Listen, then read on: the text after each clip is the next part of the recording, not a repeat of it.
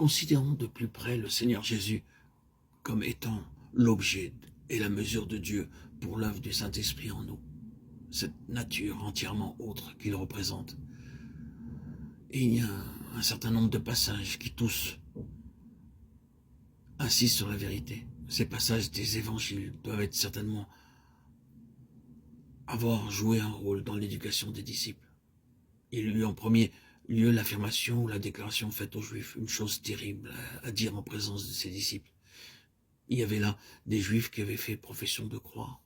Le Seigneur soulève pour eux la question de l'état du disciple. Il dit à ces Juifs qui avaient cru à lui. Il n'est pas dit qu'ils aient cru en lui. Si vous demeurez dans ma parole, vous êtes véritablement mes disciples. Vous connaîtrez la vérité, et la vérité vous affranchira. Ils lui répondent aussitôt en se réclamant de leurs droits. Nous sommes la postérité d'Abraham, nous n'avons jamais été les esclaves de personne. Il insiste sur cette question de la vérité liée à lui-même. Si donc le Fils vous affranchit, vous serez réellement libre. Vous connaîtrez la vérité, et la vérité vous affranchira. La question de la postérité à laquelle ils appartiennent est soulevée et associée à cela.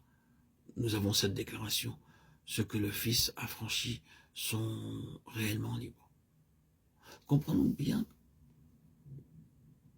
cette pensée. Connaître la vérité, c'est connaître le Fils. Être affranchi par la vérité, c'est être affranchi par la connaissance du Fils.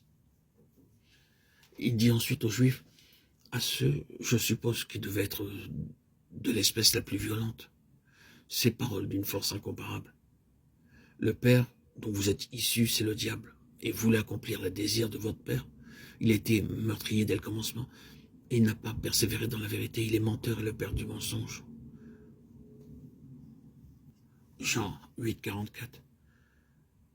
Quand il profère ce langage terriblement fort, et demeure entièrement sur cette question de la vérité comme étant liée à lui-même.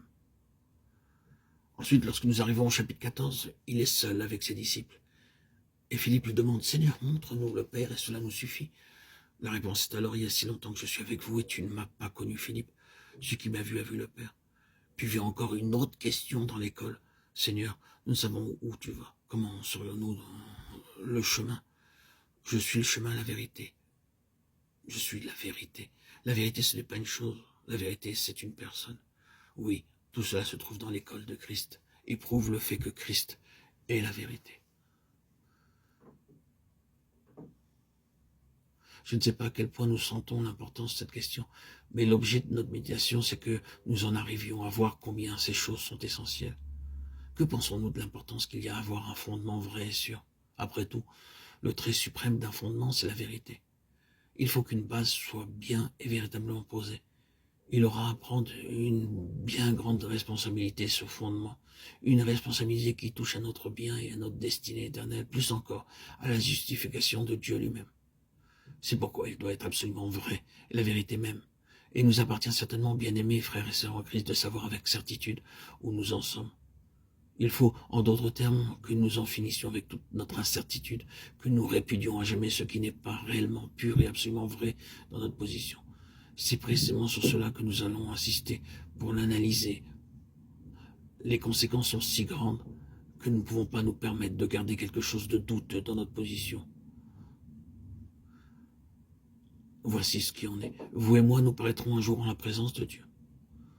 Nous serons littéralement face à face avec Dieu dans l'éternité. Et à ce moment-là, se soulèvera cette question.